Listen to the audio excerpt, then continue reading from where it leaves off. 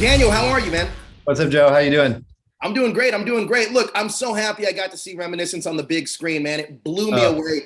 Blends sci-fi, it blends noir. It's amazing, and it's a real human story. But a what little was bit it of everything for everybody, right? exactly? A little bit of Yeah. everything for everybody. What was it about the themes that attracted you to Reminiscence? I'm a huge fan of sci-fi. I'm a huge fan of Westworld. So when Lisa Joy called me, I was already in my mind before I even heard about the character. I was like, "Oh yeah, I'll do it. I'm not. I have no question whether I want to work with you or not." And then she started telling me about the character and the story, and I was just like really attracted to it. The character was a big challenge because she wanted the character to be, the bad guy. He's evil and dark and blah blah blah and scary, but at the same time, I want audiences to love him also. And I'm like, okay, that's different. That's a different challenge here. And so we worked really hard on making this guy like really three-dimensional and have, be vulnerable, but also a badass at the same time. And so I think those elements, but also the world building and what she was trying to say in this story. And this idea of love and how it's fleeting and how people want to grasp onto these memories of the past. Like all those themes were really interesting to me. And it's so layered. There's so many things going on in this thing that after you're done watching this movie, there's so much to think about and talk about.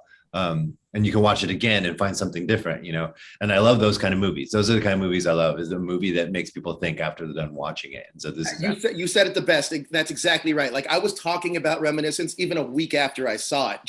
It just kept playing in my head. But Nick Bannister was in the war, but Saint Joe was the victim of the war. Can you talk to me a little bit about who Saint Joe is? Yeah, he's a very complicated character. Lisa and I talked about creating this backstory for him and that he didn't start out life as a bad guy. He was probably a normal guy. And we talked about, in that line, people like Bannister, meaning white people, got to be drafted and put into this war, whereas people like me were interned, right? Right. And so we're talking about, a racial past, a racial history, and also racial trauma that this guy went through, that he was interned. Floods happened, he escaped, he got out, and then he became about survival. And I think, he's a survivalist through and through from the very beginning. But he had to survive in this world. And the one way to do it was to come up in this kind of underworld as this gangster. And what the interesting thing about him is that he's selling this drug, Baca, which is very similar to what Bannister is doing, is taking people out of the horrible reality that they're in now in the present and putting them in a different place, right? Bannister is doing it more beautifully through memories, and St. Joe is doing it through this Baca drug, right? And so I think that's really interesting. And then the fact that both these characters, the hero and then the protagonist and the antagonist, have loved the same woman or being heartbroken by the same woman, like that was really interesting as well. So there is so much there that just made me want to work on this movie. It's hard to begin where I started. And like you said, it's so layered. It's like peeling an onion, you know what I mean? Because it has so many different layers the further you go down the plot.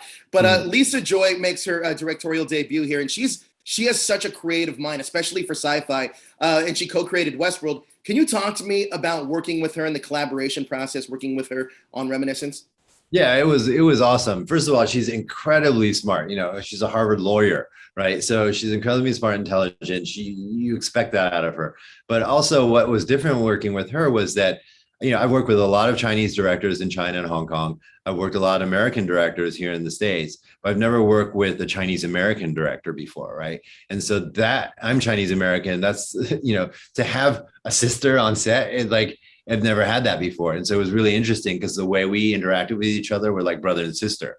Like she's like, dude, I want to do this, blah, blah, blah, blah, blah. And, she's extremely intelligent, but she also talks like a guy, like one of the people, one of us, right? And so it was just really comfortable environment to work on. And then plus the cast, like Hugh, Rebecca, Tandy Way, and Cliff Curtis, like these are the people that I saw on set. They're amazing actors, but incredibly warm and sharing and generous people as well. And so it just made the environment just completely awesome to work on. Well, it was an incredible film. And look, I was blown away by the film. So thank you so much for your time, Daniel. It was a pleasure. Thank you. Take care.